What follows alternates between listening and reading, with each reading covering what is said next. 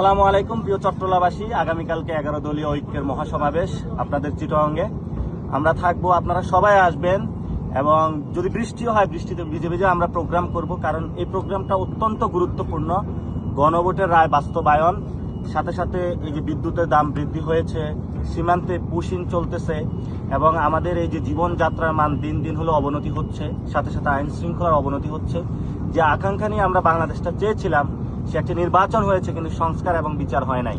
হাসিনা ওই পারে পালিয়ে আছে, তাকে এনে যাতে আমরা ফাঁসির দড়িতে ঝুলাইতে পারি এবং আমাদের ভাইদেরকে যারা খুন করেছে, 1400 শহীদ করেছে এবং যারা আহত, তাদের যে হত্যাকাণ্ড হয়েছে এবং যাদেরকে আহত করা হয়েছে, যারা খুনি, তাদেরকে যাতে আমরা বাংলার মাটিতে বিচার করতে পারি, এই জন্য সর্ব জায়গায় মাঠে ঘাটে আপনাদের কাছে আমরা আসতেছি। ইনশাল্লাহ আগামীকালকে চিটাগাংয়ে একসাথে দেখা হবে, ঐক্যবদ্ধ আওয়াজ তুলবো আমরা সংস্কার এবং বিচারের দাবিতে। মাঠে দেখা হবে। সবাইকে আসসালামু আলাইকুম রহমতুল্লাহ।